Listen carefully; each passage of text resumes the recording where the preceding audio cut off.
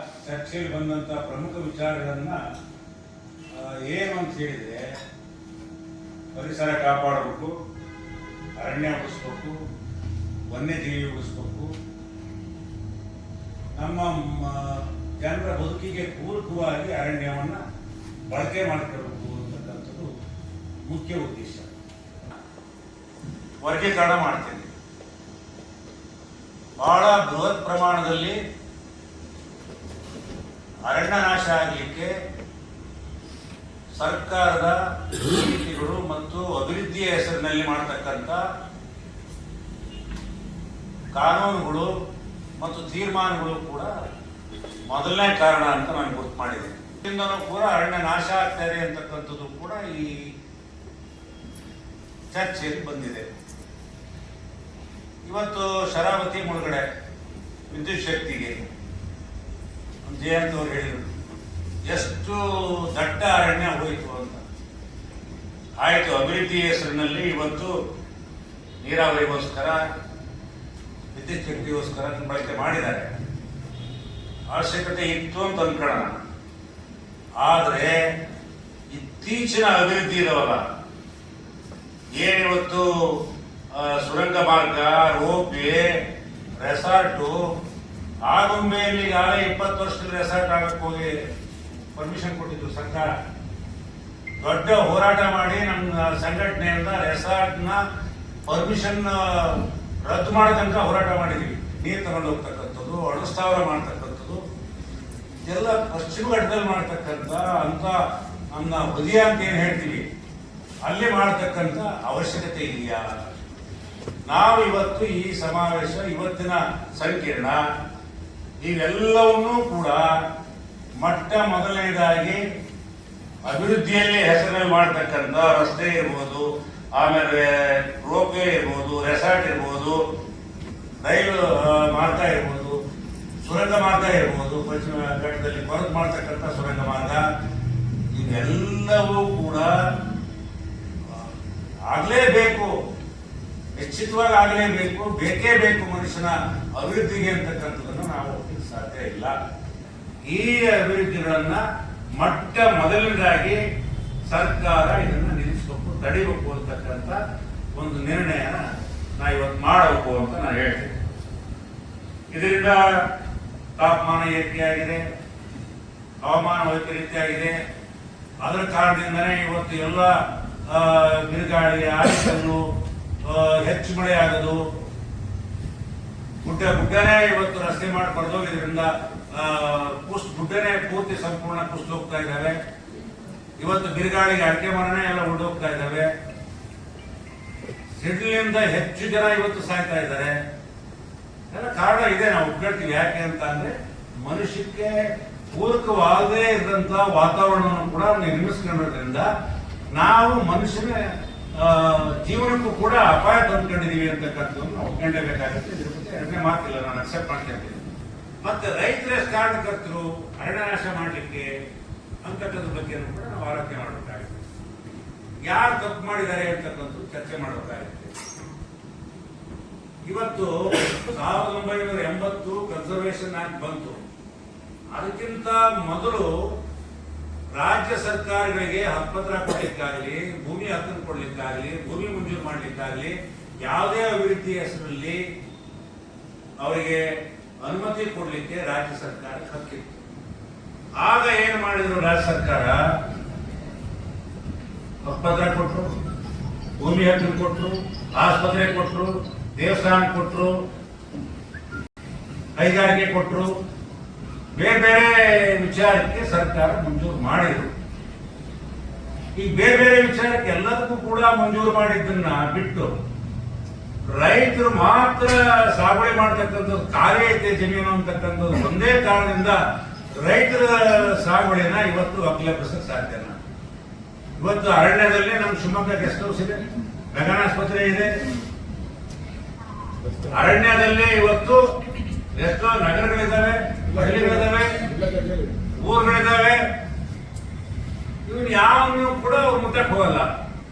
ಆದ್ರೆ ರೈತರು ಏನ್ ಸಾಗುವಳಿ ಮಾಡಿದರೆ ಅದಕ್ಕೆ ಮಾತ್ರ ಹೇಗೋ ಖಾಲಿ ಭೂಮಿ ಇದೆ ಅಂತ ಹೇಳ್ಬಿಟ್ಟು ಅಡಿಕೆ ತೋಟ ಇದೆ ಅಂತ ಹೇಳ್ಬಿಟ್ಟು ಅದನ್ನ ಬುಲ್ಡೋಸ್ ಮಾಡಕ್ ಬರ್ತಾ ಇದ್ದಾರೆ. ಇವತ್ತು ಏನು ಅರಣ್ಯ ಕಾಯ್ದೆಗಿಂತ ಮುಂಚಿತವಾಗಿ ಏನು ಹಕ್ಕುಪತ್ರ ಕೊಟ್ಟಿದ್ದಾರೆ, ಸಾಗುವಳಿ ಕೊಟ್ಟಿದ್ದಾರೆ, ಯಾರಿಗೆ ಮನೆ ಕಟ್ಟಿದ್ದಾರೆ, ಯಾರಿಗೆ ಗ್ರಾಮ ನಿರ್ಮಾಣ ಆಗಿದ್ದಾವೆ, ಆ ಗ್ರಾಮಗಳನ್ನೆಲ್ಲವೂ ಕೂಡ ರೆಗ್ಯುಲೈಸ್ ಮಾಡಬೇಕು ಈ ಸರ್ಕಾರ, ಈಗಿರ್ತಕ್ಕಂಥ ಸರ್ಕಾರ ಅದನ್ನ ರೆಗ್ಯುಲೈಸ್ ಮಾಡಬೇಕು ಅಂತಕ್ಕಂಥದ್ದು ಒಂದು ನಿರ್ಣಯ ಮಾಡಬೇಕು. ಅದಾದ್ಮೇಲೆ ಇನ್ನೂ ಒಂದೇನಾಗಿದೆ ಅಂದ್ರೆ 4 ರಿಂದ 17 ತನಕ ಜೇಮ್ಸ್ ಹೇಳಿದ್ರು, ಎಲ್ಲ ಆಫೀಸ್ನ ಕುತ್ಕೊಂಡು ಮಾಡಿದ ಕರೆಕ್ಟೇ ಮಾಡಿದ ಜೇಮ್ಸವ್ರೆ. ಯಾಕೆಂದ್ರೆ ನಮ್ದೇ ಗ್ರಾಮದ್ದು 3 ಸರ್ವೆ ನಂಬರು ಹೆಚ್ಚು ಕಮ್ಮಿ 700 ಚಿಲ್ಲರೆ ಎಕರೆನ 85-90ರಿಂದ ಹಿಡಿದು 2005-2006 ತನಕ ಅರಣ್ಯ ಅಂತ ಘೋಷಣೆ ಮಾಡಿದ್ದಾರೆ. ನಾನು ಯಾರಿಗೂ ಗೊತ್ತೇ ಇಲ್ಲ, ಗ್ರಾಮ ಪಂಚಾಯತಿ ಒಳಗೆ ನೋಟಿಫಿಕೇಶನ್ ಹಾಕಿದೀವಿ ಅಂತಾರೆ, ಎಲ್ಲೋ ಗ್ರಾಮ ಪಂಚಾಯತಿ ಇರುತ್ತೆ ಯಾವುದೋ ಊರಿಗೆ ಅವಾಗೆಲ್ಲ, ಆಮೇಲೆ ಎಲ್ಲೋ ಟಾಮ್ ಇಲ್ಲ, ಜನರ ಹತ್ರ ಅವಾಗಿಲ್ಲ, ಏನಿಲ್ಲ, ಕಚೇರಿಗೆ ಕುತ್ಕೊಂಡು 4 ಆಯ್ತು, 6 ಆಯ್ತು, 14 ಆಯ್ತು, 16 ಆಯ್ತು, 17 ಆಯ್ತು, ಎಲ್ಲವೂ ಕಾಯ್ದೆಗಳು ಕೂಡ ಆಗಿದಾವೆ. ತನಿಖೆ ಮಾಡ್ಸಕ್ ಹೋದದ್ದು ಎಲ್ಲ ಕಾನೂನುಬದ್ಧವಾಗೇ ಇದಾವೆ. ಅದು ಜನರಿಗೆ ಗೊತ್ತಿಲ್ಲದೆ ಮಾಡಿರ್ತಕ್ಕಂಥ ಕಾನೂನು ಇದ್ರಾಗದಾವೆ. ಆ ರೀತಿಯಾಗಿರ್ತಕ್ಕಂಥ ಈಗ ಸಾಗುವಳಿ ಮಾಡಿದ್ದಾರೆ, ಕಂದಾಯ ಭೂಮಿ ಇದಾವೆ, ಕಂದಾಯ ಭೂಮಿ ಒಳಗಡೆ ಹಕ್ಕುಪತ್ರ ಕೊಟ್ಟಿದ್ದಾರೆ, ಬಹಳಷ್ಟು ಗ್ರಾಮದಲ್ಲಿದ್ದಾವೆ, ನಮ್ಮ ಗ್ರಾಮದಾಗೆ ಇದ್ದಾವೆ. ಹಕ್ಕುಪತ್ರ ಕೊಟ್ಟ ನಂತರ ಇವರು ಅರಣ್ಯ ಅಂತ ಡಿಕ್ಲೇರ್ ಮಾಡಿದ್ದಾರೆ. ಹಾಗಾದ್ರೆ ಇದು ಯಾವ ನ್ಯಾಯ?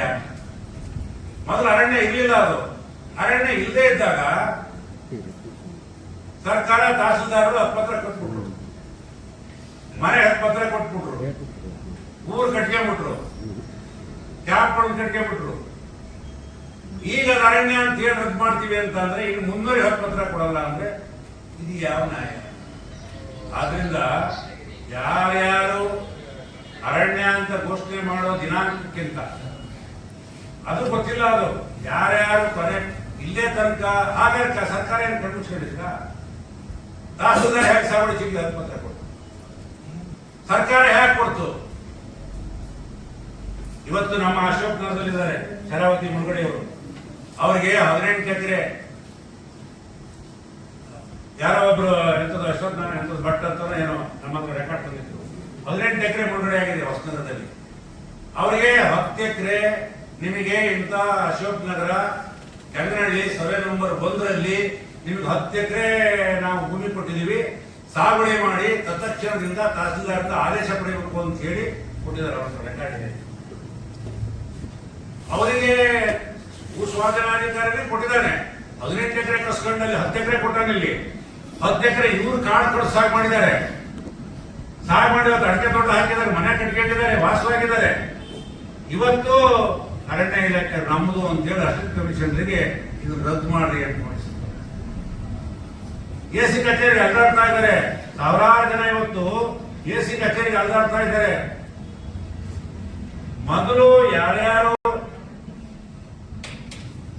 ಮುಳುಗಡೆ ರೈತರಿಗೆ ಎಲ್ಲೆಲ್ಲಿ ಅವ್ರನ್ನ ತಗೊಂಡ್ ಬಿಟ್ರು, ಯಾರ್ಯಾರು ಹಕ್ಕುಪತ್ರ ಕೊಟ್ಟಿದ್ದಾರೆ, ಕೊನೆ ಪಕ್ಷ ಹಕ್ಕುಪತ್ರ ಕೊಟ್ಟವ್ರನ್ನ ಒಬ್ಬರಿಗೆ ಡಿಸ್ಟರ್ಬ್ ಮಾಡಬಾರ್ದು, ಅವನ್ನ ರದ್ದು ಮಾಡಬಾರ್ದು. ಇವತ್ತಿನ ನಿರ್ಣಯ ಮಾಡಬೇಕು ಇವತ್ತು. ಅದಾದ್ಮೇಲೆ ಅರಣ್ಯ ಇಲಾಖೆ ಅಂತ ಘೋಷಣೆ ಮಾಡೋಕ್ಕಿಂತ ಮುಂಚೆ 2ನೇ ಹಂತದಲ್ಲಿ ಯಾರ್ಯಾರಿಗೆ ಹಕ್ಕುಪತ್ರ ಕೊಟ್ಟಿದ್ದಾರೆ ಅವನು ಕೂಡ ಯಾವುದೇ ಕಾರಣಕ್ಕೂ ಕೂಡ ರದ್ದು ಮಾಡಬಾರ್ದು.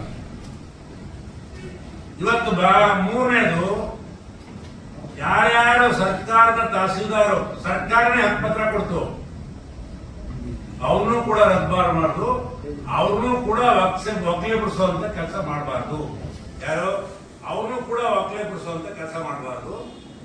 ಏನ್ ಬಗರುಕುಮ್ ಅಂತ ಏನ್ ಹೇಳಿದೀವಿ, ಬಗರುಕುಮ್ ಅಂತ ಅಂದ್ರೆ ಎಲ್ಲರೂ ಬಗರುಕುಮ್ ಅಂತ ನಾವು ಕೂಡ ಒಪ್ಕೊಳ್ಳಲ್ಲ. ಏನು 3 ಎಕರೆ ತನಕ ಬಗರುಕುಮ್ ಸಾಗುವಳಿ ಮಾಡಿದರೆ ಸುಪ್ರೀಂ ಕೋರ್ಟ್ ಆದೇಶನೇ ಇದೆ, ಅವ್ರನ್ನ ಯಾವ ಕಾರಣಕ್ಕೂ ಡಿಸ್ಟರ್ಬ್ ಮಾಡಬಾರ್ದು, ಅವ್ರಿಗೆ ಹಕ್ಕುಪತ್ರ ಕೊಡ್ತಕ್ಕಂಥ ಕೆಲಸ ಸರ್ಕಾರ ಮಾಡುತ್ತೆ. ಅದಕ್ಕಿಂತ ಜಾಸ್ತಿ ಒತ್ತುವರಿ ಮಾಡಿದ್ರೆ 30 ಎಕರೆ 20 ಎಕರೆ 30 ಎಕರೆ ಒತ್ತುವರಿ ಮಾಡಿದ್ರೆ ಅಂತವ್ರನ್ನ ಕ್ರಮ ತಗೊಳ್ಳಕ್ಕೆ ನಮ್ದೇನು ಅಭ್ಯಂತರ ಇಲ್ಲ.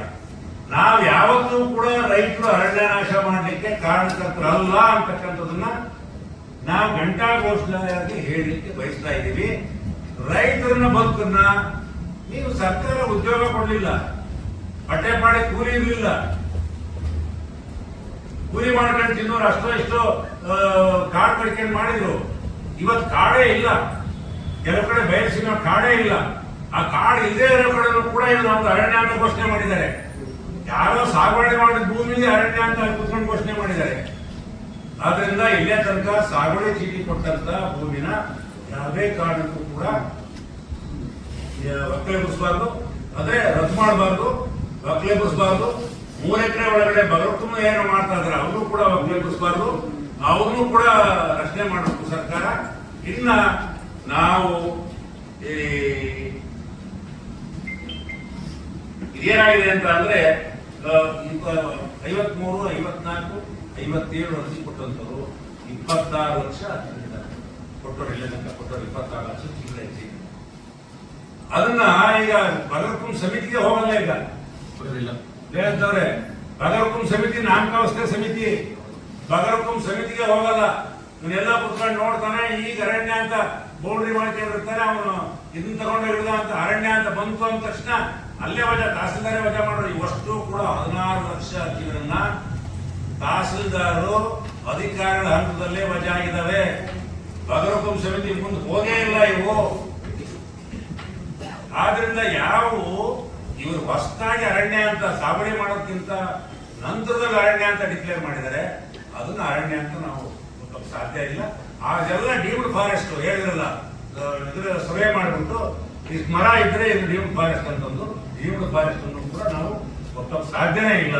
ಡೀಮ್ಡ್ ಫಾರೆಸ್ಟ್ ಅನ್ನು ಸಂಪೂರ್ಣ ಕೈ ಬಿಡಬೇಕು ಅಂತ ಕೂಡ ಈ ಸಂದರ್ಭದಲ್ಲಿ ಇನ್ನೂ ಕಾನೂನನ್ನ ತೊಡಕೋವೆಲ್ಲ ಬಹಳ ಇದಾವೆ, ಸಮಯ ಆಗಿದೆ, ಪ್ರಶ್ನೆ ಮಾಡೋದಿದೆ. ಇದು ಮಾತ್ರ ಹೇಳಿ ಮಾತು